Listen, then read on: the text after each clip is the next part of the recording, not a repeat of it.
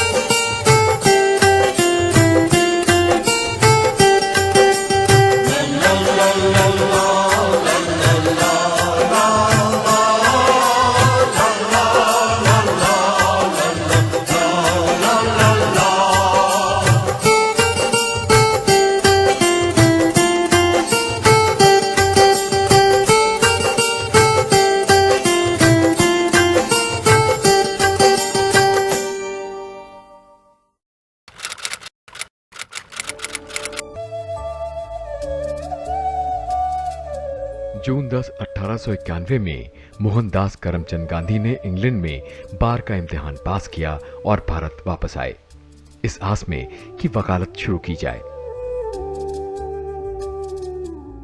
हम आपको बता दें कि शुरुआती दौर में इन्हें इसी नाम से जाना जाता था। इतिहासकारों के मुताबिक इनके लिए महात्मा शब्द का पहली बार इस्तेमाल गुरुदेव रविंद्रनाथ टैगोर ने 6 मार्च 1915 में किया था। बहरहाल भारत लौटने के बाद इन्होंने पहले बॉम्बे उच्च न्यायालय और बाद में राजकोट में वकालत की। 7 जून 1893 महात्मा गांधी केस के सिलसिले में डरबन से प्रिटोरिया के लिए रवाना होते हैं, एक फर्स्ट क्लास टिकट के साथ। गाड़ी रवाना होती है। एक अंग्रेज इन्हें फर्स्ट क्लास में बैठा देखता है। आदतन वो इसका विरोध करता है। टिकट कलेक्टर को बुलाता है। टिकट कलेक्टर एक पुलिस वाले को बुलाता है और अगले स्टेशन पर गांधी जी को सामान सहित धक्के मारकर अंधेरे प्लेटफॉर्म पर फेंक दिया जाता है। इस स्टेशन का नाम था पीटर मैरिट्सबर्ग। इन सभी लोगों को शायद इसका कतई गुमान न था कि वो क्या कर बैठे हैं। इनकी इस हरकत ने एक नहीं बल्कि 2-2 देशों की किस्मत की लकीरें बदल डाली थीं, जो एक ही तरफ जाती थीं, मुकम्मल आजादी की तरफ। तारीख बताती है कि फिर इस आग को बुझाना आतताइयों के बस में नहीं रहा। 11 सितंबर 1906 को एक बड़ी सार्वजनिक सभा में 3000 भारतीयों ने भाग लिया। सभा में गांधी ने चेतावनी दी कि यदि वे कानून को धता बताते हैं तो उन्हें सबसे बुरे व्यवहार के लिए तैयार रहना चाहिए।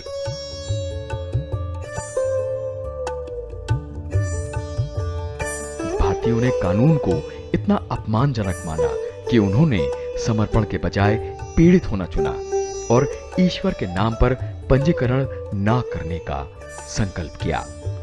गांधी जी और उनके साथियों ने ब्रिटिश सरकार से अपील की, जिसकी अनसुनी की गई। नतीजतन उन्होंने पंजीकरण कार्यालयों और अदालत का घेराव करना शुरू कर दिया।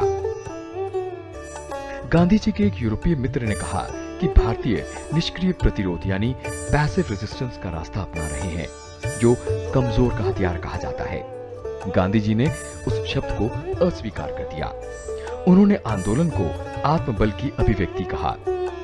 इंडियन ओपिनियन के माध्यम से उन्होंने आंदोलन को परिभाषित करने के लिए सुझाव आमंत्रित किए और नवंबर 1907 में सत्याग्रह शब्द का चयन किया गया, जिसका अर्थ था सत्य हेतु किया गया अहिंसात्मक हट। 1908 में Gandhi India was the first country to voice the abhorrence of apartheid to the world.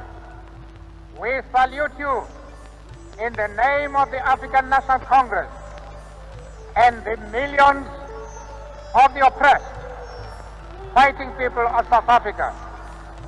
India's link with South Africa in respect of the liberation struggle thus goes back to the days of this great man, Mahatma Gandhi. अरब सागर के किनारे बसी भारत की आर्थिक राजधानी मुंबई।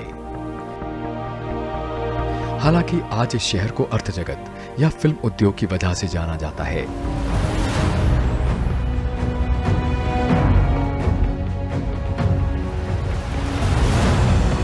पर एक दौर वो भी था जब यह शहर भारत की आजादी के आंदोलन का चश्मदीद रहा। इसी नगरी से महात्मा गांधी ने करो या मरो का आह्वान करते हुए अंग्रेजों भारत छोड़ो का नारा दिया था और ये नारा विकट आंदोलन बनकर अंग्रेजों की विदाई और देश की आजादी का सबब बना। हम कह सकते हैं कि मुंबई शहर का महात्मा गांधी की राजनीतिक और सामाजिक यात्रा में अहम योगदान रहा।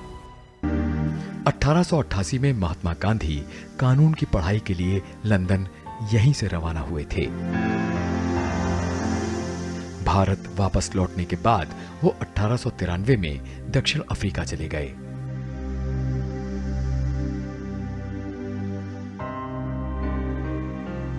वहां रंगभेद के खिलाफ कई निर्णायक संघर्ष जीतने के बाद जब 1915 में वो भारत वापस आए तो उनके नाम और शोहरत की पताका दूर दूर तक फहरा रही थी।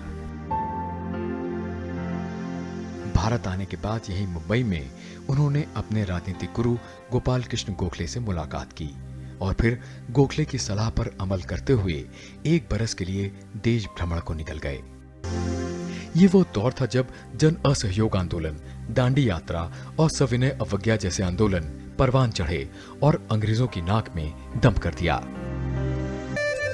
गांधी जी ने आजादी के संघर्ष के दौरान विदेशी वस्त्रों का बहिष्कार करके आम जनमानस से खादी का प्रयोग करने का आह्वान किया था। 1931 में गोलमेज सम्मेलन की विफलता के बाद गांधी जी ने मणि भवन से ही जन सहयोग आंदोलन का आह्वान किया था। जवाब में 4 जनवरी 1932 को तड़के सुबह ब्रिटिश हुकूमत ने उन्हें गिरफ्तार कर लिया था। जून 27 और 28 1934 को कांग्रेस कार्यकारिणी की एक बैठक यहां हुई थी। इसके बाद महात्मा गांधी का मणि भवन में प्रवास समापन की ओर था।